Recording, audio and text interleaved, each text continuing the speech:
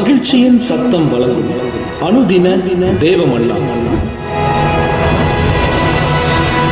Voice of Joy presents Daily Manna by Reverend A. Benedict. Praise the Lord. God loves you so much. இன்றைய தேவ மன்னாவாக சங்கீதம் 33 அதிகாரம் 18 வசனம். நமக்கு பயந்து நமது கிருபைக்கு காத்திருக்கிறவர்களின் ஆத்துமாக்களை மரணத்திற்கு விலக்கி விடுவிக்கவும் என்று எழுதப்பட்டிருக்கிறது. இன்றைய மன்னாவின் தலைப்பு, கர்த்தருக்கு பயந்து அவரது கிருபைக்கு காத்திருப்போர். கர்த்தருக்கு பயந்து அவருடைய கிருபைக்கு காத்திருப்போரை குறித்து நாம் பார்க்க போகிறோம். யாரெல்லாம் அவருடைய கிருபைக்கு காத்திருக்கிறார்களோ, யாருக்கு அந்த கிருபை கிடைக்கிறது என்று சொல்லி பார்க்கும்போது, ஏசாயா 55 அதிகாரத்திலே 1 வசனம் சொல்லுகிறது, உங்கள் செவியை சாய்த்து என்னிடத்திலே வாருங்கள், கேளுங்கள், அப்போது தாவீது அருளின நிச்சயமான கிருபைகளை நித்திய உடன்படிக்கையாக உங்களுக்கு நான் ஏற்படுத்துவேன் என்று சொல்லுகிறேன்.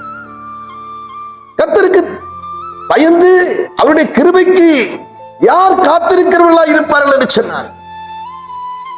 யாரெல்லாம் அவரிடத்திலே வந்து அவருடைய வார்த்தையை கேட்கிறார்கள், அவருடைய வார்த்தையை உட்கொள்கிறார்கள், அவருடைய சமூகத்திலே அவரை நாடி வருகிறார்களோ, யாரெல்லாம் அவரிடத்திலே வந்து அவரோடு உறவாடுகிறார்கள்,